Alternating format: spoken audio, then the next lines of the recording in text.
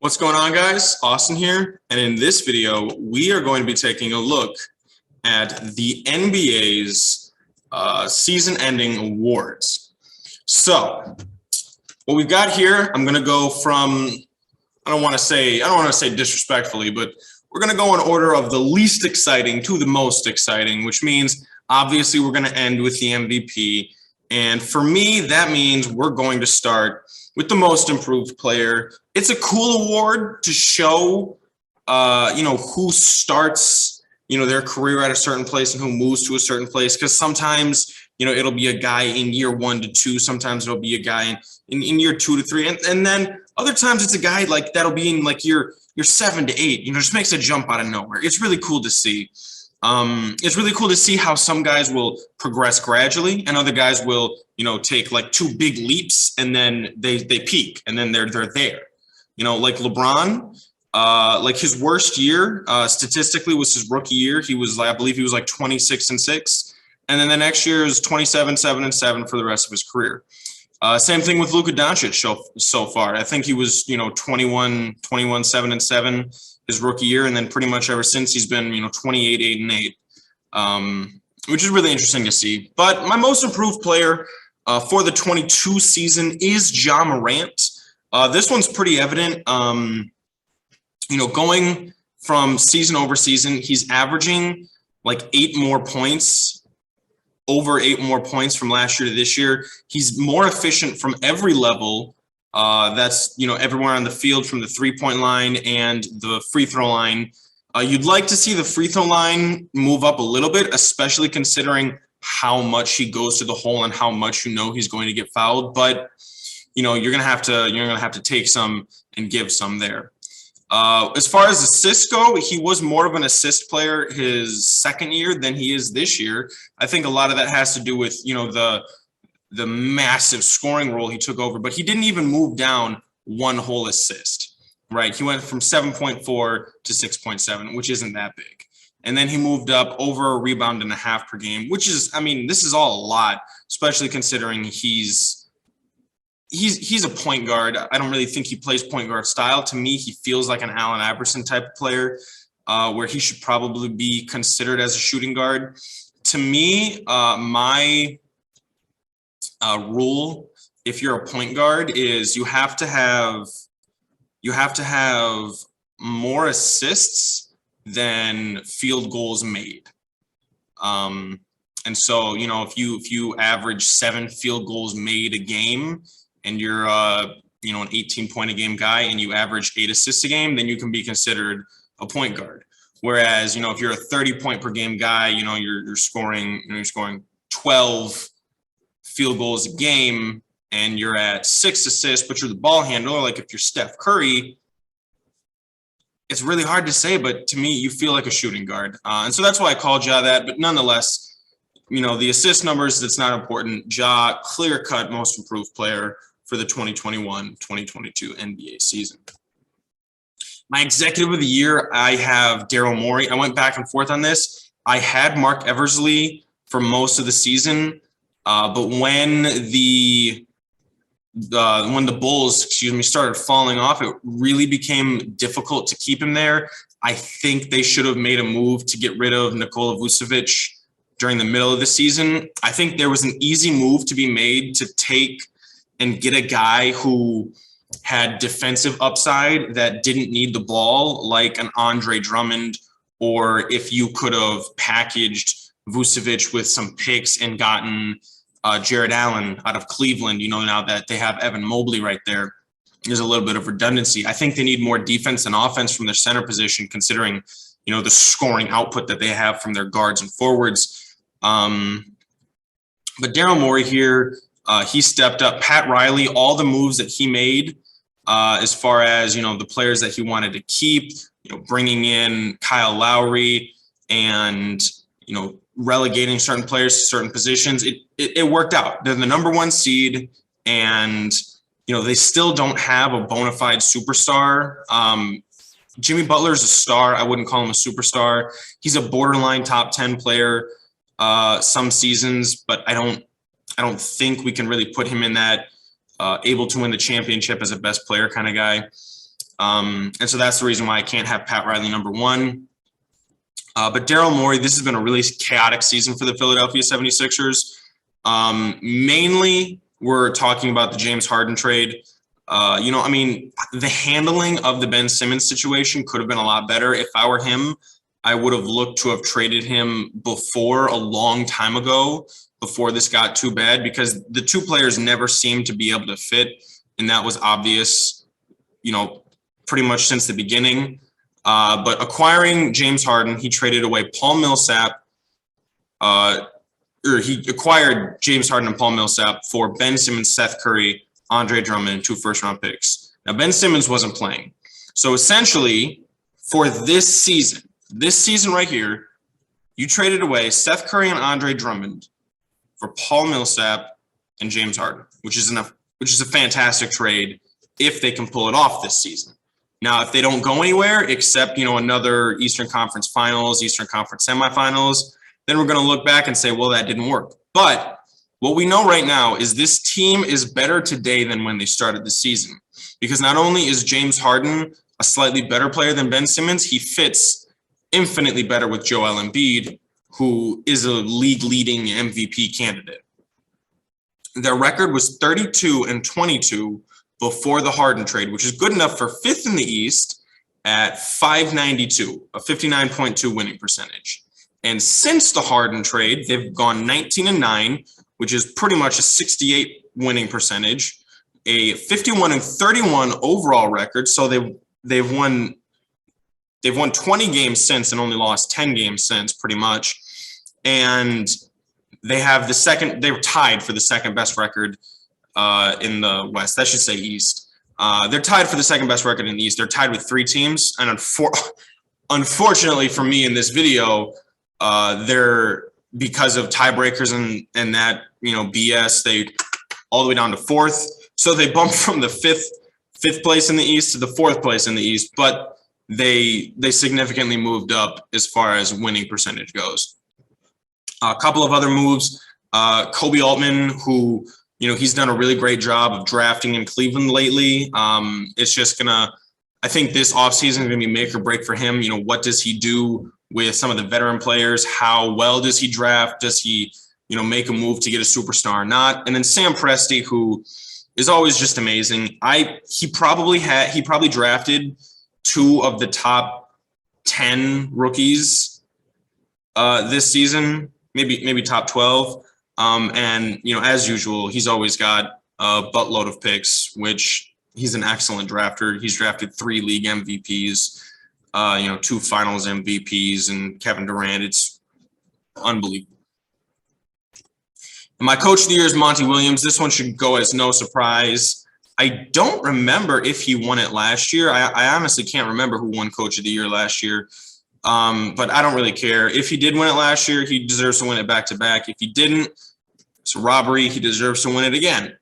Monty Williams, the Suns, went 64-18, which is a fantastic record. This might be the best record since the 2016 season, when the Spurs won 67 games and the Warriors won 73 games.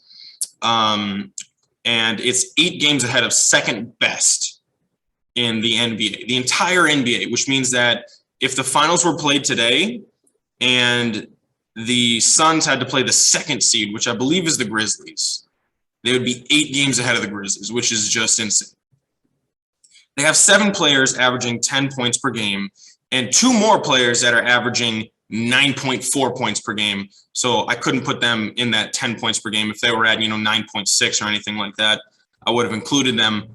But it just goes to show how well they're making sure that, the ball is being distributed on the scoring front, which has a lot to do with CP3, but it also has a lot to do with Monty Williams, because CP3 hasn't had 6 other teammates scoring 10 points per game in his career before.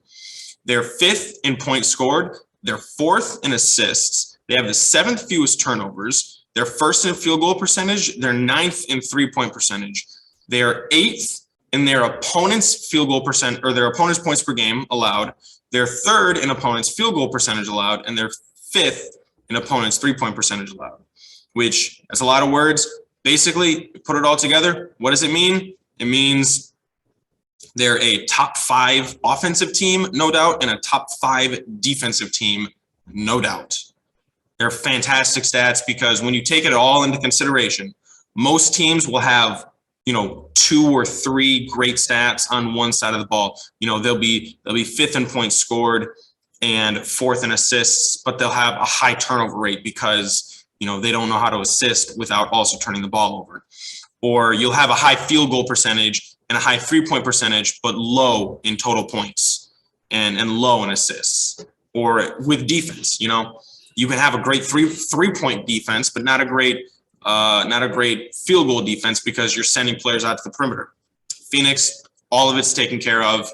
And I mean, Monty Williams is doing a fantastic job. He's really making a name for himself.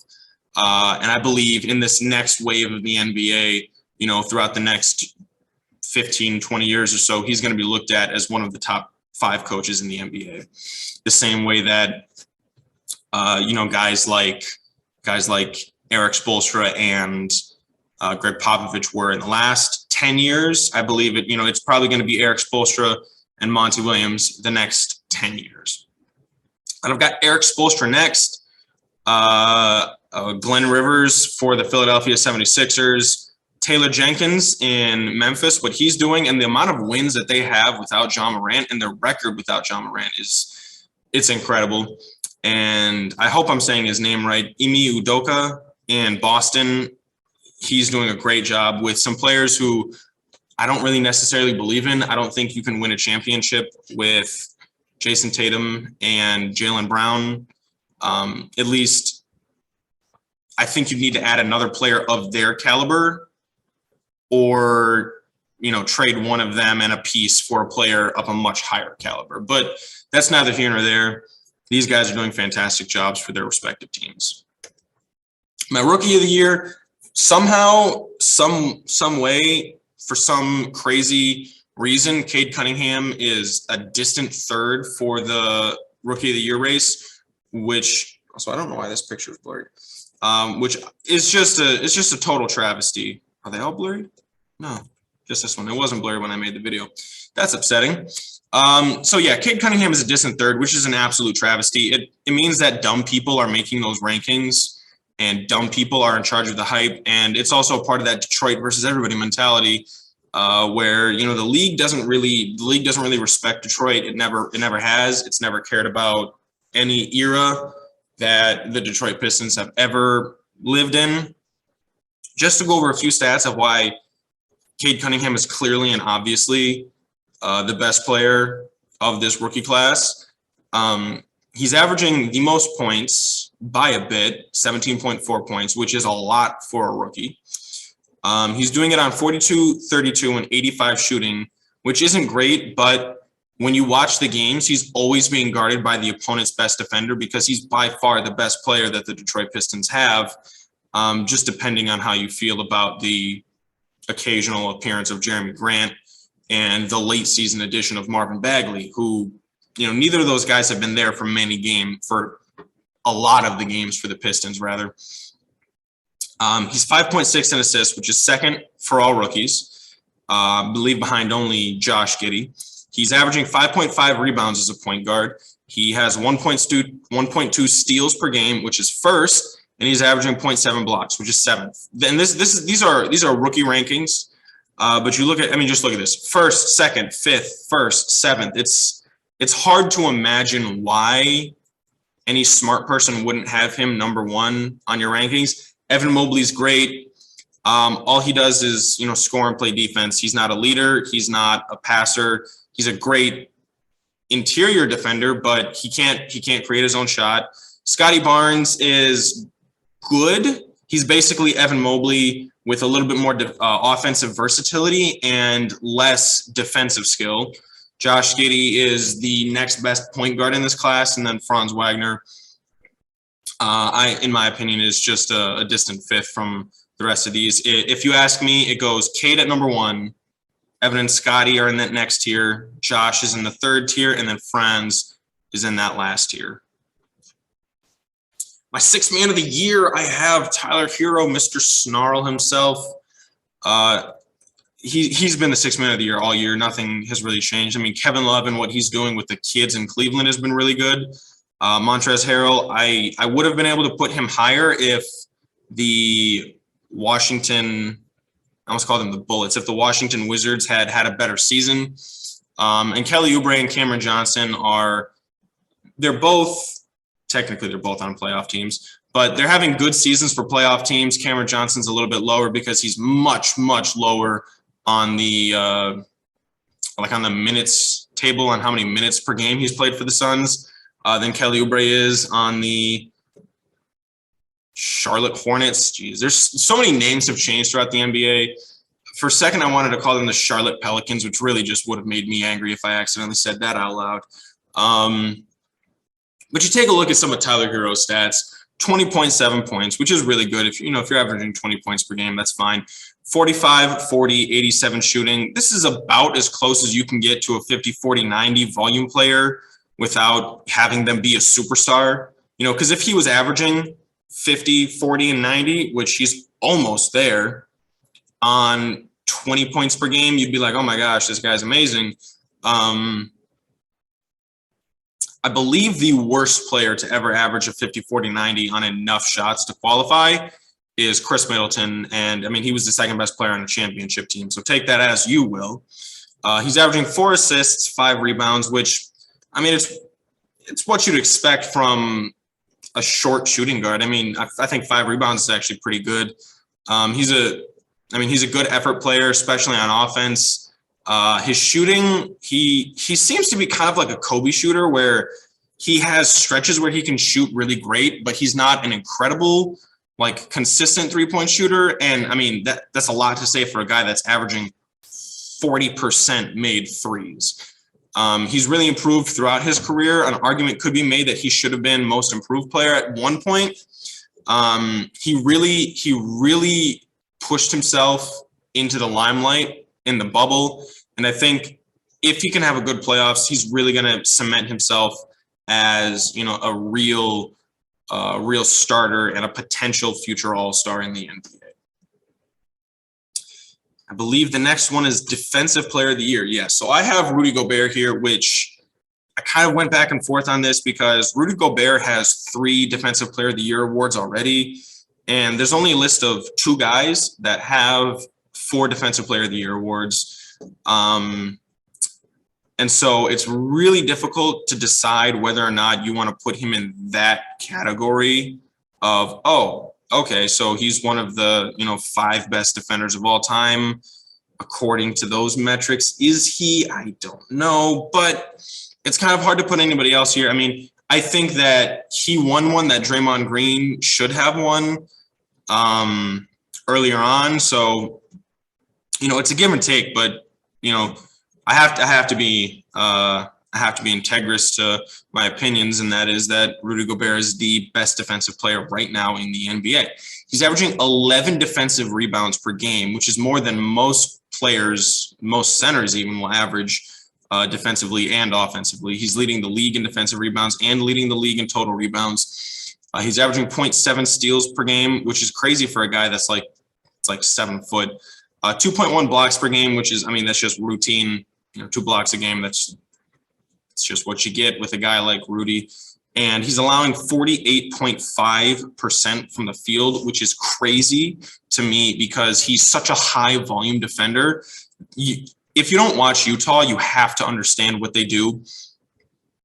The Utah Jazz send all of their players defensively to the perimeter except Gobert to force players away from the 3-point line, and they funnel the ball straight to Rudy Gobert at the middle. He defends 22 shots directly in his presence per game, which is insane, especially considering a lot of those are at the rim, and he allows less than 50% on an incredibly high volume. Marcus Smart and Bam Adebayo are both excellent defenders on great teams. I won't be mad if either of those guys win. I think Bam is a little bit more valuable than Marcus Smart is, so I would have him ranked ahead of him. Jaren Jackson Jr. is one of the best statistically dominant defenders this year for the Memphis Grizzlies. A lot of people don't understand. We're talking about, like, if you want to go into the defensive box score plus minus, the defensive wins above replacement, the the defensive rating and the specific field goal percentages, like it comes out that Jaren Jackson Jr. is an incredible defender. And you watch the games, he's a good defender. It just takes, some nerdy stats to figure out, wow, he's actually a lot better than we all would have thought. And then Mikal Bridges, who I think he's good. I just, he's not as good as the guys ahead of him on this list. And then my MVP, this one was a really tough one because I have a rule for MVPs, and that is you cannot be a bad defender and you cannot have a low seed, right? And I prefer my MVPs to have both good defense and a high seed, but I went with Devin Booker, who not a great defender, but I mean, he's there.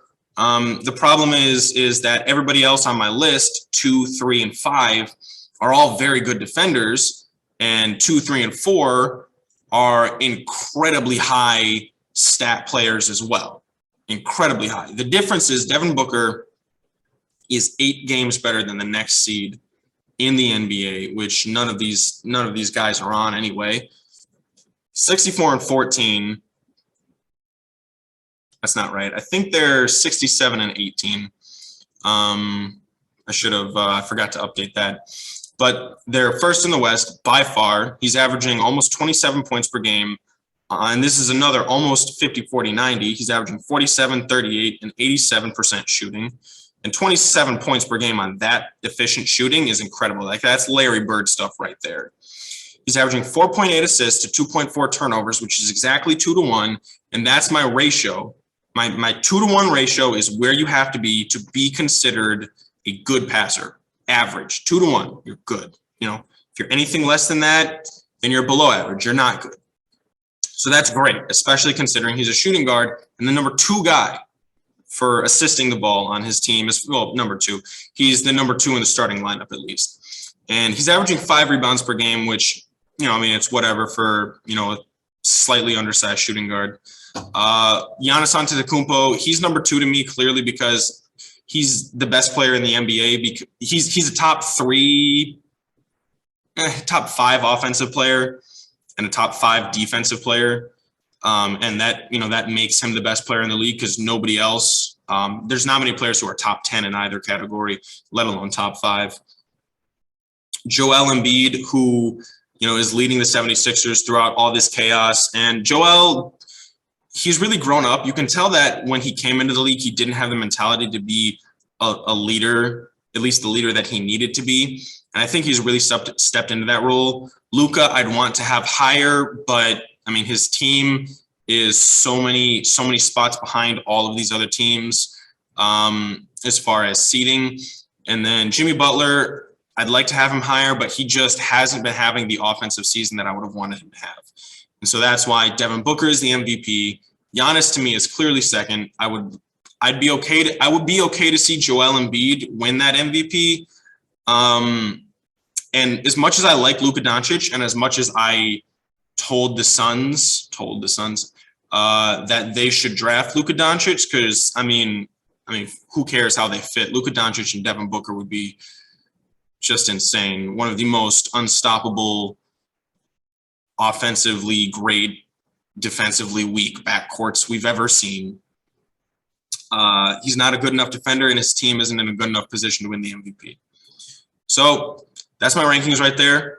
Let me know what you guys think. Go ahead and like this video, subscribe to my content so you can stay up to date on all of our future videos.